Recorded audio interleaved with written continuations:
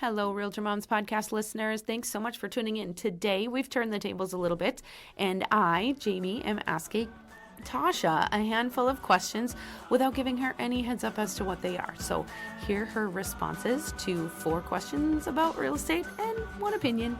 Listen in.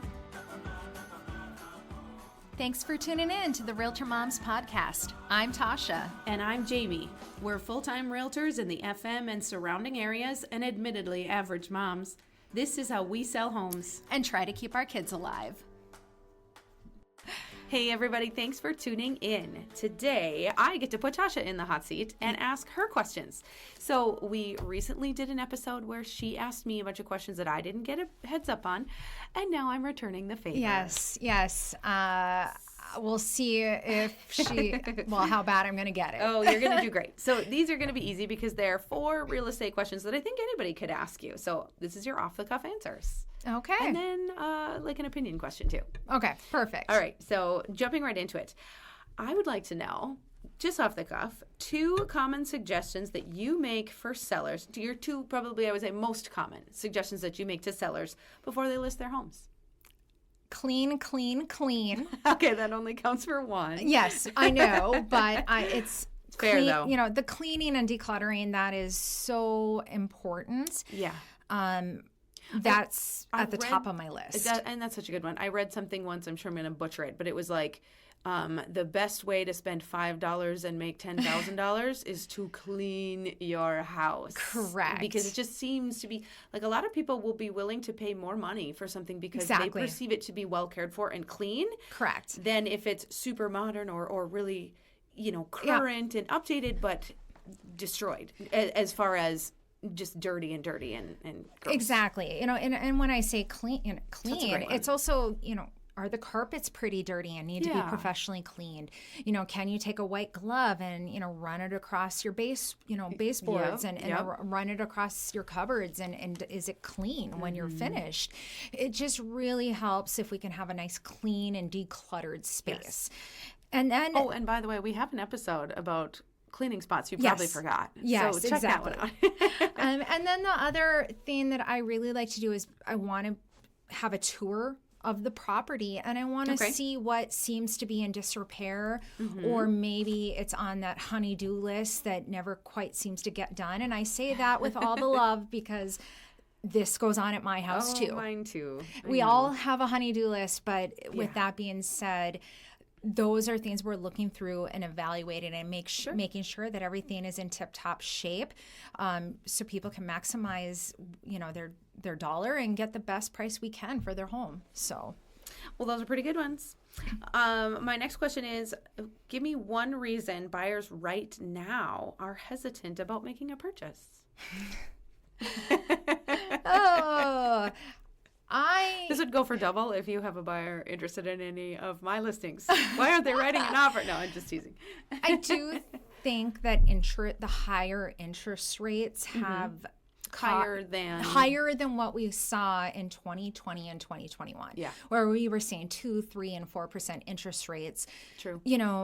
I do think that has caused some people to pause and rethink their strategy a bit. Sure. Or waiting to see if and when they'll come down. Yeah. I am the believer of if this is a good time to, it's always a good time to buy because you can talk to your lender about what it would look like down the road to refinance if numbers come back down. But what I do anticipate happening is if interest rates do come down into the 4s, I'm anticipating that we're going to have a very buyer-heavy market, and we're not going to. You're going to be competing for the homes that are out there. Prices are going to get pushed high. Prices are going to get pushed high, and there's going to be a higher buyer pool out there that you're competing against for homes. So it just depends on what you want your situation to look like as a buyer, whether you want to do it now or if you want to go in with the lower interest rates, but you're competing. Yeah. Okay.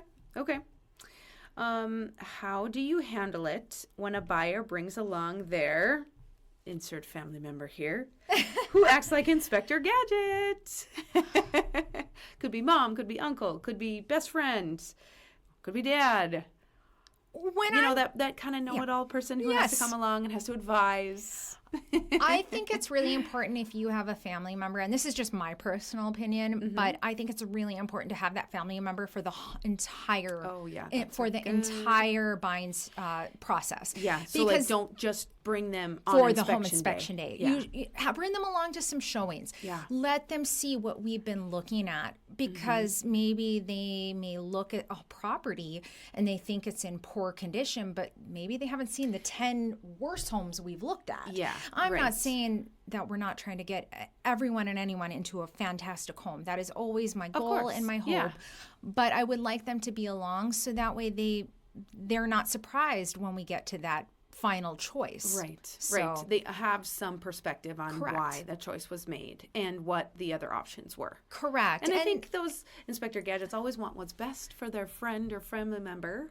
Exactly. No doubt. And if they're just meeting me, they might not know that I really want care. That too. I want that too. I want that for each and every one of my clients. So I would love to have them along for the entire process. I think that's a great answer.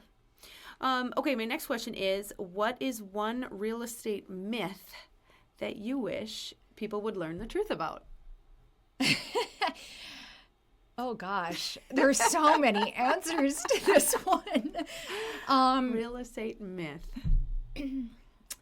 Or even just common misconception about whether it be the job or the, transaction process or the first I have two answers to this. Okay. Well, so this is going to be a two-parter. Okay. The first one that came across my mind was, this is nothing like HGTV. Nothing like HGTV at all. This is not what that looks like. That's a TV. I know, those are right? TV shows. That is not real life. Unfortunately, our clients don't get to sit at bistro tables next to the ocean overlooking, a sunset while they wait for us to come back and hand them the keys. And that, my friend, is TV. Correct. And then I think the other misconception is, with us being real estate agents, the amount of time and effort that goes into what we really do, and all the parts of the process that us as realtors that we have our hands in and that we're helping, all the things that maybe you're not aware that we're helping with, the behind the scenes stuff, because there's not one part of this process that we're not helping, overseeing, or assisting. Yeah. And that's the thing that I think not everyone quite realizes this. We don't just, as realtors, we don't just open doors. Yeah. That's not our only job here. Right. So that, I would say, was the one thing that I think also surprised myself when I got into the job and learning what it was going to be like. Right. How much more involved it is than Correct. just the parts that you see. Correct. Yeah. No, great answer. Okay, my last sort of opinion question. How in the world did you become such a big Vikings fan? And she is the ultimate Vikings fan. Oh, jeez. What got you into Vikings football? Well, I should say that I come from a very Vikings pro family. Okay. My father is a diehard Vikings fan. Got it. I come from Vikings land where I grew up. Not that everyone is, but many people are. And then my husband followed them. And we just so happened to have a friend of my husband's was selling his season tickets, and my husband acquired them.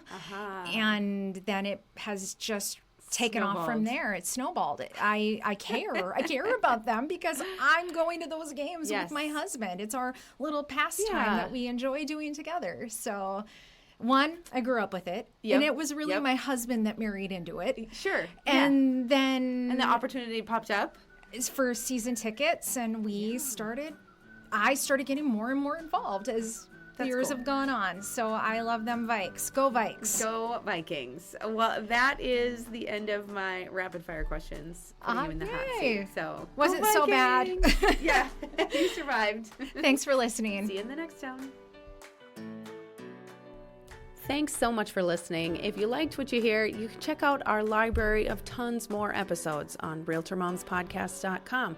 You can also find us on Apple Podcasts or Spotify or just about anywhere you listen to podcasts. And please never hesitate to reach out. We would love to be your realtors. This podcast is produced by Realtor Moms Podcast, Jamie R. Swenson and Tasha Barrett, Park Company Realtors, 4170 41st Avenue South, Fargo, North Dakota.